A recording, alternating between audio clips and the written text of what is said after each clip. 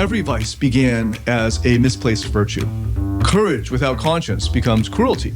Love without self-respect becomes neediness. Desire without empathy becomes exploitation. In other words, most assholes aren't plotting evil. They're run by fear. They're ruled by pain that they have never faced fully. And here's perhaps the most uncomfortable part. That same machinery lives in us too. Under the right conditions or pressure, the same wounds can twist our love into rage, our ambition into domination. Welcome to Beyond Success, the podcast for high achievers seeking deeper meaning, fulfillment, and purpose. Now, here's your host, world-renowned leadership coach and therapist, David Tian, Ph.D. There are moments in our history and in our own lives when goodness feels almost foolish, when the world seems to reward the liar or the tyrant or the one who inflicts suffering and then smiles for the cameras. You see it in boardrooms and battlefields, in political chambers and private bedrooms. The ones who cheat, exploit, or destroy often walk away not just unpunished, but celebrated. It's enough to make you want to harden your heart, to stop caring, to fight cruelty with your own kind of cruelty. But that's how corruption spreads, quietly, contagiously, until good people start acting like the very monsters they once despised. So the question isn't just how to stay good in a bad world, it's whether it's even possible. When the cost of compassion can look like defeat and justice feels like a fairy tale for children. Because what do you do when you're surrounded by people who would sell the truth for applause? When the system itself rewards deception? When cruelty becomes a strategy? In those moments, the temptation to close your heart can feel like strength, but it's not. That's when you need the hardest balance there is. Heart open, but eyes sharp. To see clearly without becoming cynical or giving into hopelessness. To protect yourself and your loved ones without becoming like the other side yourself. To champion humanity when the world forgets what that means. That is to become hawkish doves or dovish hawks. I'm David Tian, a Brown University certified leadership and performance coach and a certified IFS therapy practitioner. In my former life, I was a university professor of philosophy and a celebrity dating coach. Now I've been helping hundreds of thousands of people from over 87 countries find fulfillment, meaning, and success in their personal and professional lives. Let's start with a warning. The instinct to call bad people monsters feels righteous. It gives us a sense of moral clarity, a clean line between good and evil. But the moment you label someone pure evil, you stop trying to understand them. And that's the moment you lose power over them. Because evil isn't like a species. It's a pattern. It's fear, shame, and desire twisted so tightly that it explodes outward as cruelty. Genocide doesn't start with demons. It starts with ordinary people convincing themselves that their violence is justified. The corrupt politician believes he's protecting order. The abuser thinks he's teaching someone a lesson. If you see them as inhuman, you blind yourself to how they were made and how you could change or control them, and how you might become like them under pressure. Understanding doesn't excuse. It arms you. It shows you what drives their cruelty, where their leverage lies, and how to meet darkness without feeding it.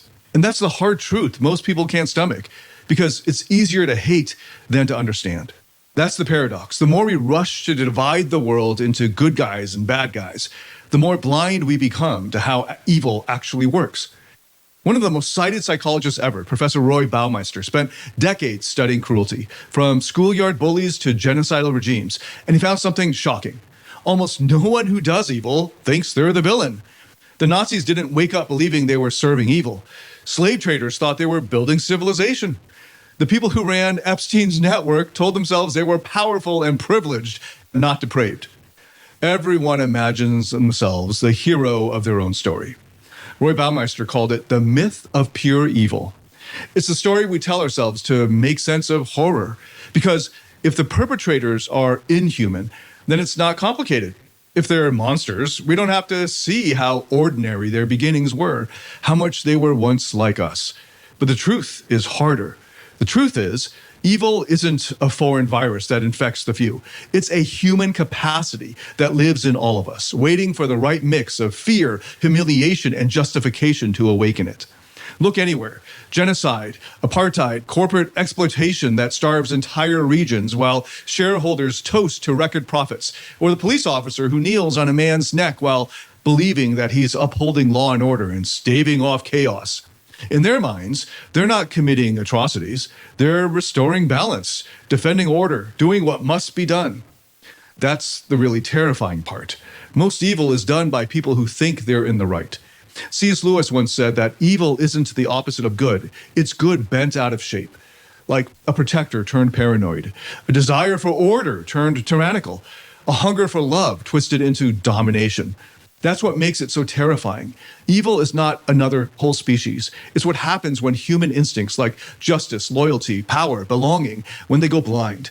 When the parts of us that were meant to defend become the parts that destroy. So what happens to our sense of justice if we stop believing in the myth of pure evil? Does compassion dilute accountability? Does empathy weaken our resolve to fight back? That's the tension we have to live in. Understanding isn't forgiveness. It's the only way to see clearly enough to act wisely. When you stop calling people evil, you don't let them off the hook. You take them off the pedestal of myth and instead put them back into the realm of psychology, history, and choice. You make them human again, which means you can study them, anticipate them, and defend against them. Because justice without understanding becomes vengeance. And vengeance without understanding just breeds more of what we hate. So the real question isn't whether evil exists. It's whether you're brave enough to face the parts of ourselves that could, under the right pressure, commit it. Because most cruelty doesn't come from people who wake up wanting to destroy the world. It comes from people trying clumsily, desperately, to protect themselves from pain. Dr. Richard Schwartz, the founder of IFS therapy, internal family systems therapy, calls these protectors. These are parts of us that were wounded long ago and decided that the only way to stay safe was to fight or hide, manipulate, dominate, whatever it took to never feel that helpless again. Even wrath or pride or greed started as survival strategies. The dictator's hunger for control may have begun as a child's terror of chaos, the liar's charm as a shield against rejection, or the cheater's arrogance as an armor over shame. The Joker movie, the 2019 film, isn't born a villain as a Joker. He's built. You watch him get beaten, humiliated, discarded by every system meant to protect him. And his laughter, his madness, isn't evil, it's armor, a grotesque defense against unbearable pain. His rage isn't pure malice. It's the only language he has left to say, I exist. The same psychology plays out closer to home. The narcissistic ex who cheats and gaslights isn't a master manipulator in some stylish, simplistic Bond movie. They're a terrified child in an adult's body, terrified of being abandoned again. They lie, seduce, and destroy to prove that they're not worthless. It doesn't make their betrayal less real, but it does make it more comprehensible. C.S. Lewis once wrote, "The tragedy of vice is not that it is powerful, but that it aims too low."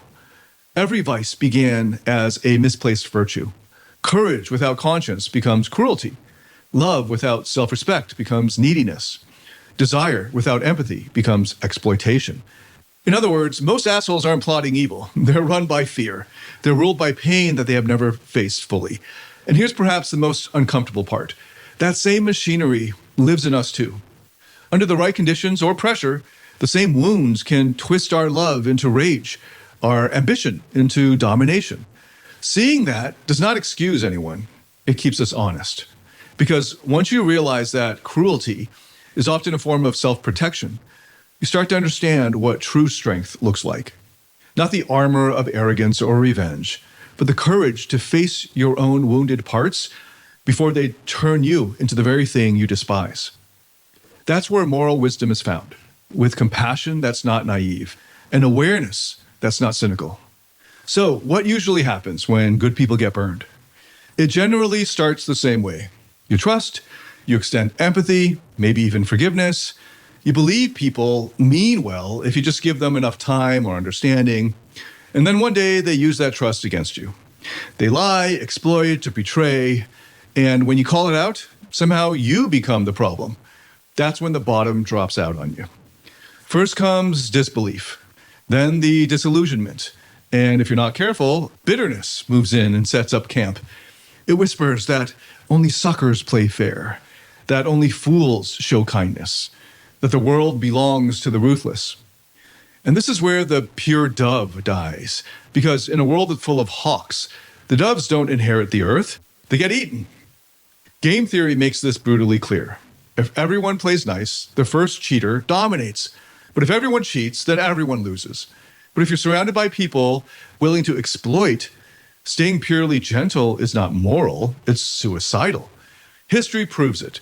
The colonial empires justified conquest in the name of civilization, exploiting entire countries that could barely fight back. And the result is that generations of trauma are dressed up as progress. In today's world, the same dynamics repeat, just with better PR.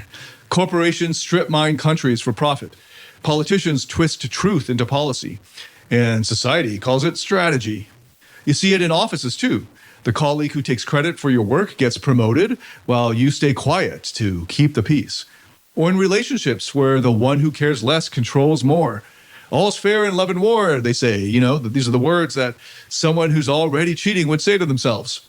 When the world rewards aggression, kindness starts to look like weakness. And when you've been betrayed enough times, it's easy to believe that the only way to survive is to become cruel yourself. But that's the trap. The moment you trade compassion for cynicism, you've already lost. Evil has won. Because cruelty is not courage, it's giving in. Still, pretending everyone's good is not wisdom either. In a jungle full of predators, naivete gets you killed. So, what's the answer? Sometimes success comes with a hidden cost. You might have built a career, a business, or a life you thought you wanted, but inside, maybe you feel burned out or unfulfilled. Or maybe it shows up in your relationships with your partner, your family, or your team, where no matter how hard you try, the same painful patterns keep repeating. If this resonates, I've got something you might be interested in. It's a free 2-minute assessment that helps you uncover the number one block that's been holding you back in love, in leadership, or in life. And once you take it, you'll get a masterclass tailored specifically to your results, so you'll know exactly where to focus to move forward. It's quick, it's practical, and it can change the way you see yourself and your path ahead. Take the first step right now at dtphd.com/quiz. That's dtphd.com/quiz.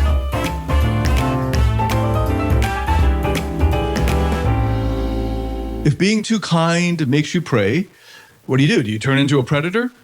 Or is there a better way?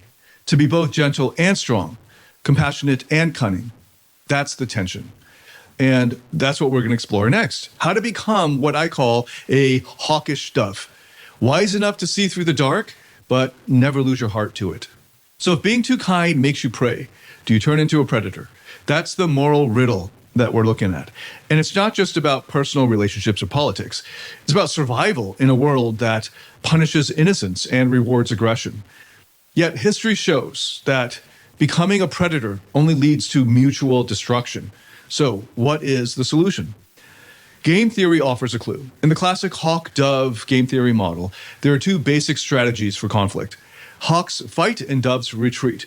When a hawk meets a dove, the hawk wins every time. When a dove meets a dove, they share and coexist peacefully. But when a hawk meets a hawk, they tear each other apart and both suffer. The math tells a simple story. In a world of pure doves, hawks rise fast. But when the hawks take over, their infighting collapses the system and everyone suffers. So there's no sustainable peace, only alternating cycles of exploitation and collapse.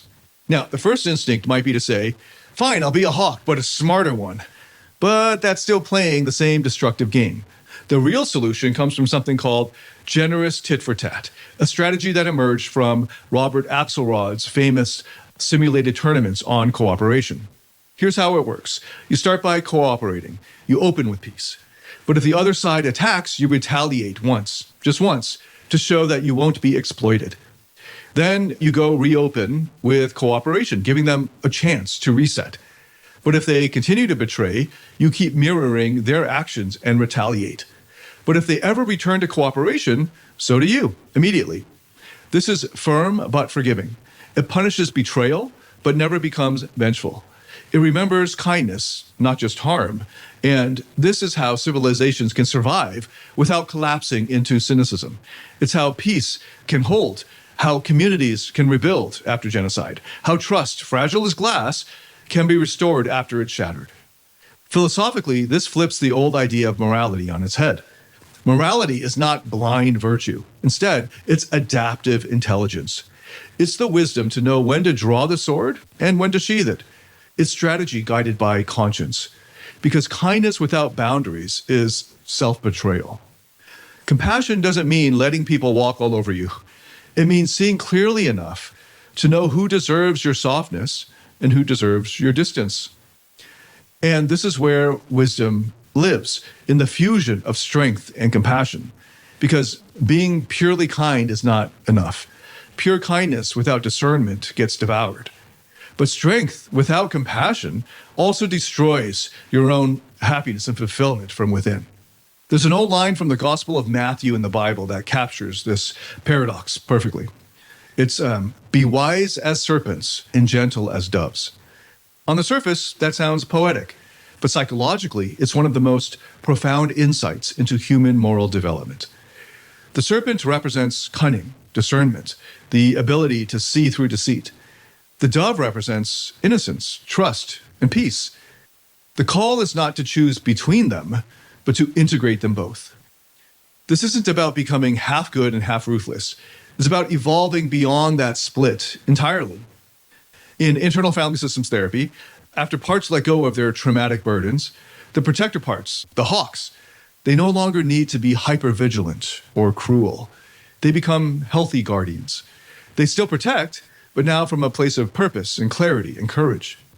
And the previously exiled, wounded parts, the doves, can finally feel safe and rest and reconnect to the world and with others through love, curiosity, and creativity.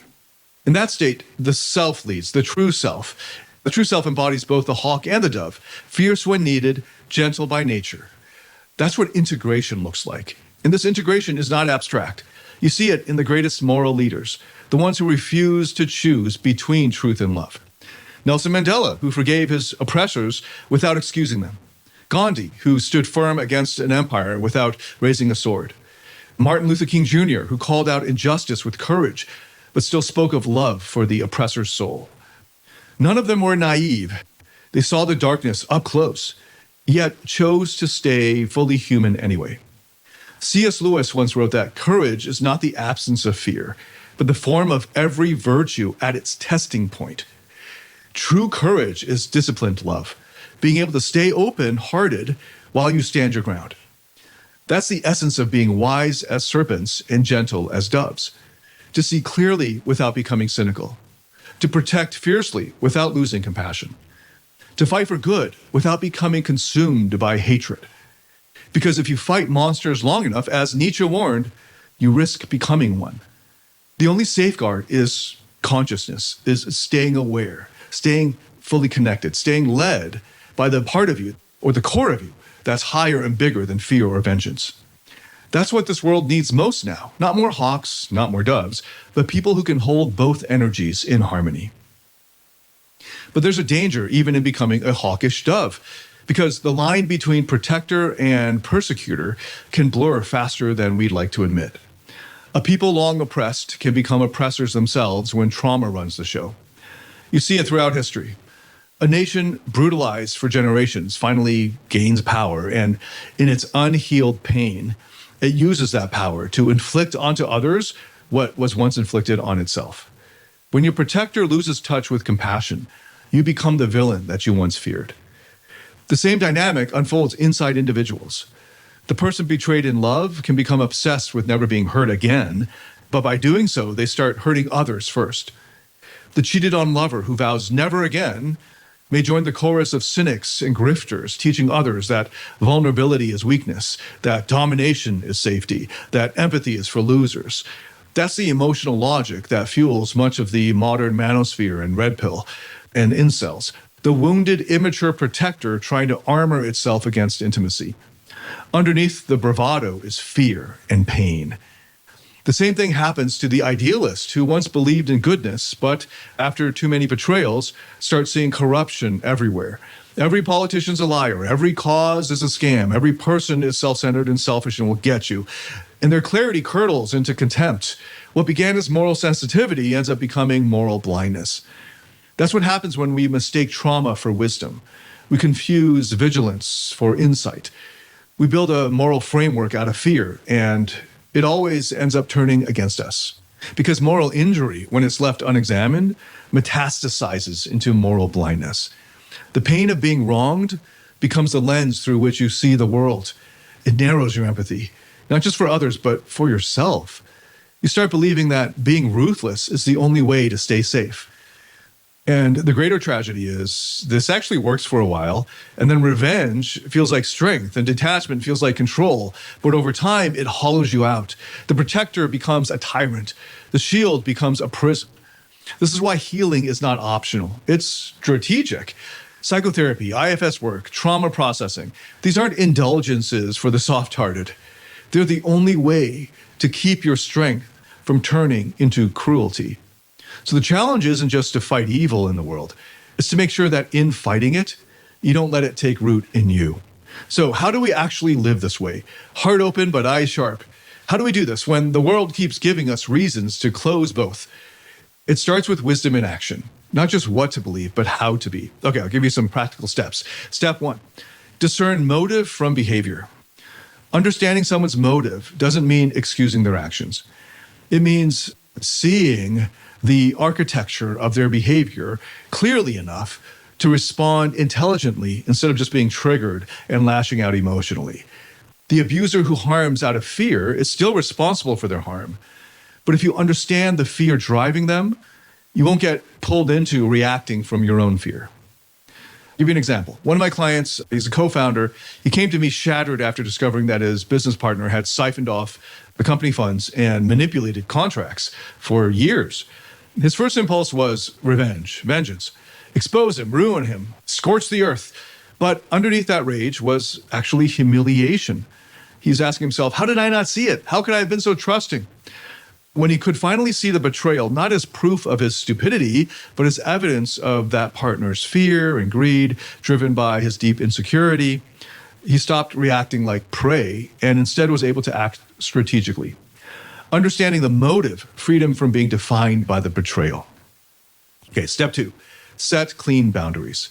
Clarity is not cruelty. A clean no said calmly is kinder than a resentful yes. Forgiveness without boundaries is just permission for someone to hurt you again.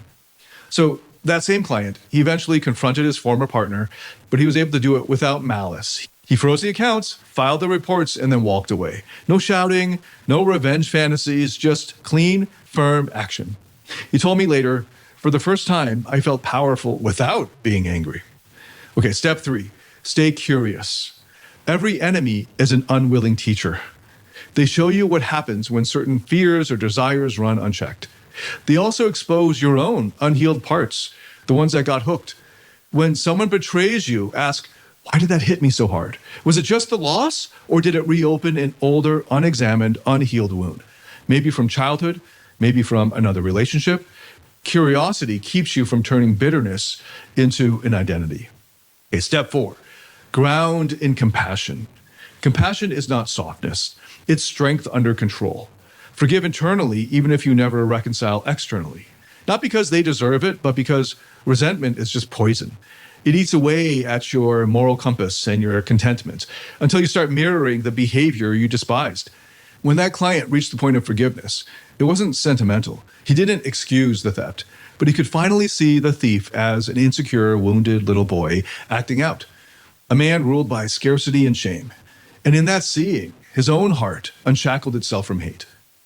Okay, step 5, act from conscious awareness, not compulsion. So reacting immediately is easy. It's the nervous system's default. Responding from conscious awareness takes courage. It requires you to pause, breathe deeply, and choose a proportional response rather than a revenge fantasy. Justice is not the same as retaliation. Sometimes justice looks like a courtroom. Sometimes it looks like silence. Sometimes it's just refusing to let someone else's darkness dictate your future. In that same case, the client chose not to try to destroy his partner's reputation publicly, though he easily could have. Instead, he let the evidence speak for itself and allowed the legal process to unfold. This wasn't weakness. It was rising above the dirt. He didn't need to win the moral theater. He'd already won the inner one. And that's what it means to live heart open but eyes sharp, to discern without excusing, to protect without dehumanizing, to forgive without forgetting. to fight without hatred. Because the ultimate tragedy is to unwittingly become the very thing that did you in the first place, thus enabling evil to win in the end by consuming you. So much of what we call evil is just pain, unexamined, unhealed, and unleashed on others. We've seen how it works. The myth of pure evil blinds us to the humanity in our enemies, and the wounded protector turns cruelty into armor. We've seen how the Hawkish Dove game plays out, how the naive get devoured and the ruthless destroy themselves. And we've seen that the only sustainable way forward is neither blind kindness nor hardened cynicism, but, in fact, the integration of both, strength guided by compassion, compassion strengthened by clarity. The wise don't divide the world into saints and sinners. They see wounded doves in hawk's clothing, people whose goodness was never lost, only buried. They know the real battlefield isn't out there, but first and foremost inside. The true struggle isn't between good and evil people, but between the parts of each of us that cling desperately to protection and the parts that are still starving for connection and love. C.S. Lewis once wrote that the heart's greatest war is the one to stay soft without breaking, to stay brave without turning cold. That's the lifelong work of a good life. Not to conquer evil, but to integrate what evil's taught us. So don't harden your heart in the face of cruelty, and don't close your eyes to it either. See it clearly, respond firmly, but stay centered in compassion, not vengeance. That is the true mark of maturity. Not the absence of anger, but the refusal to let anger dictate your path. And in the end, the task is simple, but never easy. Remember, heart open, but eyes sharp. Stay open to compassion, but with clarity, courage, and confidence. Not defenselessness, not detached, but aware. That's how you stay good in a world that rewards the bad. That's how you protect what's sacred without becoming what you hate.